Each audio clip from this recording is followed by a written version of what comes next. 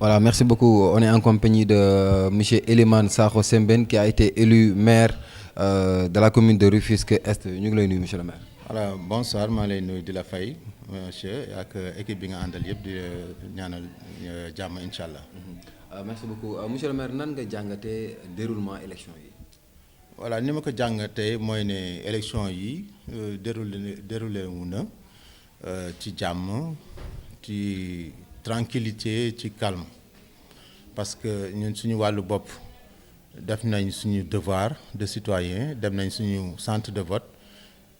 Fekk fa ay nit dugg ci suñu bureau def le vote comme il se doit à la suite def nañ un constat que ne mu ngi doon déroulé wu normalement biñ fa génnee aussi suñu commune bi Rufisque Est am na d'autres centres de vote dem nañ fa dans la plupart des centres yi nga xam ne ñu ngi ci Rufisque def le constat de ce qui était en train de se dérouler maanaam le vote.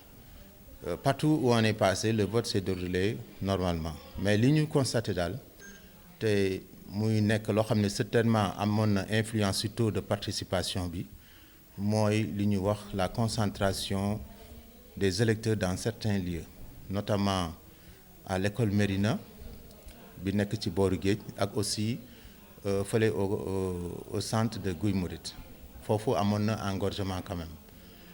Du fait des 3 votes yi nga xam ne yi moo concerné suñu ay communes amoon na lenteur quand même ñun déjà bi ñu ñëwee rek def le constat gis nañ ne certainement au-delà de 18 heures nit ñi dinañ am certainement devoir de continuer possibilité de continuer jusqu'à au-delà de 18 heures loolu nag moo répercuté wu mais globalement le vote s'est déroulé normalement.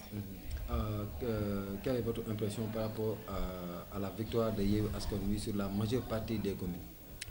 Oui, notre impression c'est que comme vous l'avez dit dans la plupart des communes de cette ville-là la coalition Yewwi Askan Wi est venue en tête parce que ñun fii ñu concerne nii Rufisque Est nous sommes en première position dans le trio de tête. Boo demee ci commune Rufisque Nord Yewwi Askan Wi vient après en première position ci résultats globaux yi donc loolu lu ñuy rafetlu la loo xam ne lii les résultats qui doivent sortir incessamment devront le confirmer boo demee Rufisque Nord nous sommes venus en deuxième Rufisque Ouest je voulais dire nous sommes venus en deuxième position mais globalement ci Rufisque yëpp. Même au niveau du département les populations de Rufisque ont voté pour une grande majorité en faveur de la coalition Yewwi Askan Wi parce que nag changement yi nga xam ne ñoom la ñuy séntu ci suñu ay dirigeants pour le mandat prochain des élus locaux changement yooyu ñu ngi koy xaar ci coalition Yewwi Askan Wi à travers ses candidats. Mais on entend des échos comme quoi que instant bi am na yeneen candidats yu dugal recours pour xaarandi ay résultats. Boo déggee un candidat boo xam ne bii dafay dem ba di envisager pour dugal recours c'est parce que moom peut-être wóoruwul boppam par rapport ak résultat bi muy obtenir mais ñun on est dans une position confortable on sait que la victoire nous est acquise et que il ne reste plus qu'à concrétiser ça par l'aspect officiel loolu daal la ñuy xaaruñu leneen mais keneen koo xam ne kii nag candidat nga te nga am déception cette déception c'est légitime on peut comprendre que quelqu'un comme le candidat de Benno quelqu'un comme le candidat les maires sortants ñu am déception par rapport aux résultats qui sont obtenus mais loolu yëpp dañ koy delloo si la volonté populaire moo leen sanctionné et moo leen sanctionné négativement maintenant le recours ba nga xam ne bii dañu koy def man j'estime que nous dans la coalition nous estimons que waru mën a changer dara ci l'issue des résultats encore une fois donc mënu ci changer dara te loolu moom ñu ngi xaar administration ñu ngi xaar la justice dans ça par rapport à l'issue de ce recensement des votes dans la commune du recensement des votes aussi dans la ville de Rufisque parce que notre candidat qui est positionné à la ville de Rufisque c'est lui-même qui est en pole position pour être élu maire. Parce que les autres candidats waruñu prétendre diriger la mairie de Rufisque sans pour autant avoir gagné au moins une commune. Donc quelqu'un qui n'a même pas gagné une commune ne peut pas prétendre du tout pouvoir diriger la mairie de Rufisque. Donc ça va de soi. Recours yooyu ñu dugal ndax jàppoon ne mën na perturber les résultats officiels. Recours yi pour me perturber les résultats officiels, non, je ne pense pas trop. Parce que nous avons des arguments clairs pour nous opposer à quelques autres décisions qui iraient dans un sens contraire.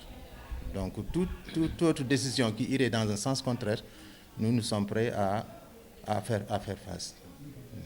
Quel appel faites-vous à vos militants et patriotes? L'appel que je fais à mes militants et compatriotes, les sympathisants, c'est de rester sereins. Parce que depuis 2 jours, les gens attendent les résultats et on sait que l'attente est longue. Tout à l'heure même moi-même, je venais de le dire, que l'attente était longue. C'est long pour nous, c'est long pour les militants, c'est long pour les sympathisants, c'est long pour les parents. C'est long pour la population d'une manière globale. Mais quand même, au décompte final, on s'attend à ce que les résultats soient proclamés de manière judicieuse. Mais on demande à tous les militants de rester sereins, de rester calmes, de garder leur sang-froid et de savoir que bientôt les résultats devront tomber et Inch'Allah, les résultats seront en notre faveur. Par rapport à ce qui est devant vous, vous en dites quoi par rapport au programme? Bon, li nekk suñu kanam ëllëg moom yàlla suñu borom moom moo ko xam moo yor ëllëg mais li nekk suñu kanam en termes de programme à la suite Inch'Allah la publication des résultats officiels ñun ñu ngi xaar l'autorité compétente parce que c'est l'autorité compétente qui devra convoquer pour installer les nouveaux maires élus. Donc à la suite de cela, on prendra fonction et on mènera notre travail comme il se doit. On est déjà préparé à entrer dans le travail, à nous mettre au front, faire le travail comme les populations l'attendent. Mais nous sommes prêts, nous nous préparons au fil des jours. De jour en jour, on se prépare à commencer le travail dès que l'installation sera effective. Vous avez quelque chose à ajouter? Bon, quelque chose à ajouter, c'est encore une fois de remercier l'ensemble des populations de Rufisque, mais principalement de la commune de Rufisque-Est. Parce que nous avons confiance. Le vote a été un vote calme, comme j'ai dit tout à l'heure, responsable et bien réfléchi. Les populations ont fait un choix. Portent un choix sur notre modeste personne pour diriger l'équipe municipale pendant les 5 ans à venir.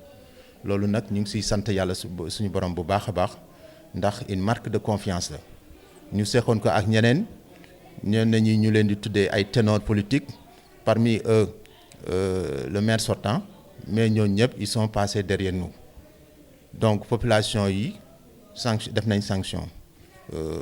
Ñu ngi leen ci gërëm bu baax di ñaan Yalla suñu borom confiance bobu ñi am ci ñun ba def jox ñu mandat bi. Yalla suñu borom jox ñu kàttan ak xel mu leer bu ñu koy mener à bon terme ànd ko ak toute l'équipe municipale di gërëm bu baax di féliciter l'ensemble des acteurs de la coalition Yewwi Askan Wi de quelques communes qu'ils soient moo xam tout le département de Rufisque. Vraiment les gens se sont mobilisés et ont travaillé dur pour avoir ce résultat là et ñu ngi leen ci sant bu baax di leen gërëm di gërëm toute la presse. Nous aussi toppoon nañu depuis la campagne jusqu'à la fin, jusqu'aux élections. Nous ngi doon suivre ba présentement ni di relayer aussi suñu message à travers les populations di wax rek ne les populations surtout de la commune de Rufisque-Est ne liggéey bi dañuy bëgg Inch'Allah liggéey bi on va bientôt commencer le travail.